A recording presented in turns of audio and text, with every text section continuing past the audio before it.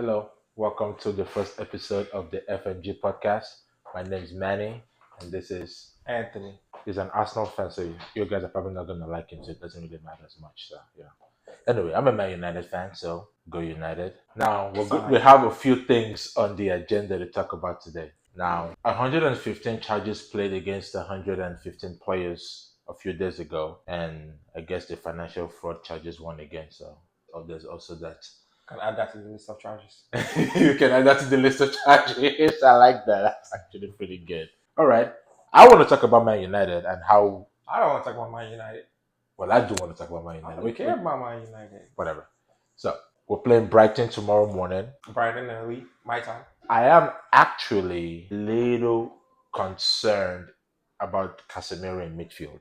Yes, he did okay against Fulham, but there were lots and lots of spaces for them to attack. I mean, if not for bad play by Traore and Iwobi and his not so high football IQ running down the left channel so easily, then they could have scored.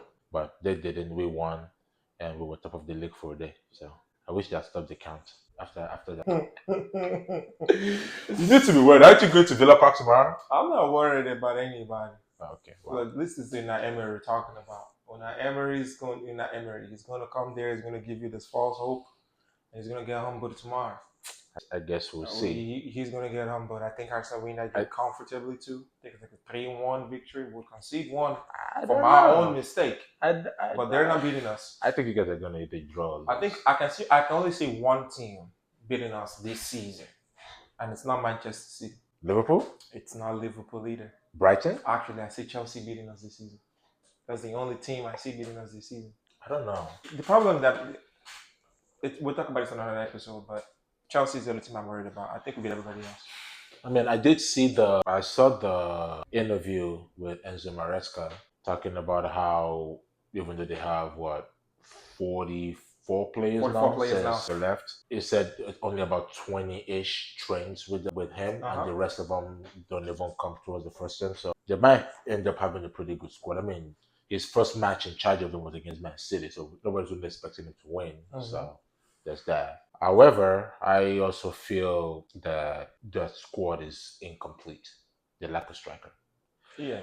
Nicholas Jackson, in my opinion, should really be a left winger. Outside the box, he's good. Carries very well, links very well, combines very well, can outrun most people. Once it gets into the box, it turns into Fernando Torres in Chelsea. No, I think this is the thing is I feel like Jackson is a striker. What we see with Jackson, I put it strictly on the coaches. Most of the things that Jackson has, you don't coach them. What he doesn't have is coachable finisher. Is in the But right positions? I disagree. I disagree because some players can finish and it's just innate. They have it. It's in their blood. They get around the goal, they go around the post, and they know exactly what to do. Putting the ball in the goal can be taught. Some people have natural I instinct don't of know, finishing. man. Yes, it's so Jackson. I'm not talking about poachers. You need to have an instinct to be a poacher. Jackson's not a poacher. Right. Jackson, he does all the work. He links up perfectly. He just can't make that final decision. It's a striker. You don't need him to make too many decisions. That's where the coach comes in. He's young. He's 22, maybe 23. You just tell him do this. I remember the chance against Manchester City last year in the FA Cup final. They played him through. They didn't play much. Semi-final. Semi-final, yes. Okay. They played him through, and it just him and the goalie, and Yeah. that's coaching. I don't know if that's coaching. That's coaching Can you coach composure? You can tell him what to do. You can't coach composure, bro. You either have it or you don't. Okay, you either have it or you don't. let me ask you this: not so many strikers in the world will even get that opportunity because they won't anticipate the play like Jackson did. Okay. You don't coach that anticipation. You get into that position.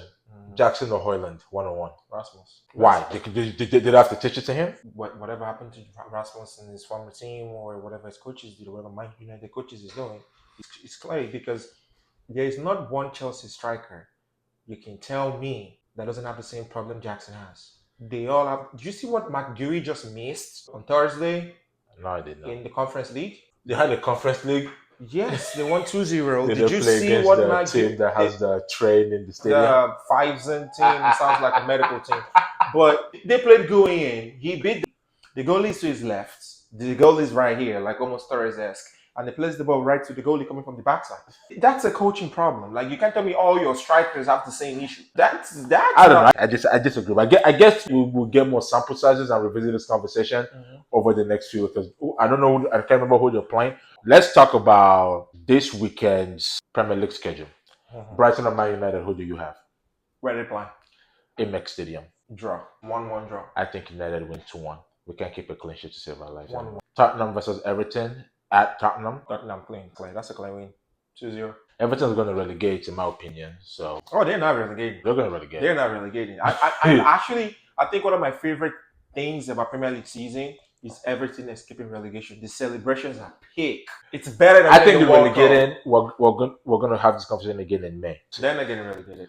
All right. So Tottenham. You said Tottenham over Everton. Crystal Palace versus West Ham. Crystal Palace is home. West Ham 1-0. West Ham. Southampton versus Nottingham Forest. I think Crystal Palace will win against West Ham. I think Southampton will beat Nottingham Forest 1-0. Fulham versus Leicester City. Draw 1. Yeah. Man City versus Ipswich Town. At the Etihad, ain't it? Yes. 5-0. Haaland hat-trick. Haaland is there. Haaland hat-trick. I'm looking at match. They just got Gundogan back. It's probably he might not going to play, but he could still play. That midfield is looking very sharp. I think it's like they're not going to concede to Ipswich. 5-0, bro. 5-0. I want to go 6. Okay. 5-0, 6-0. Bottom line, they're getting cooked. That's the important part. They're getting cooked. Getting fried. Yeah.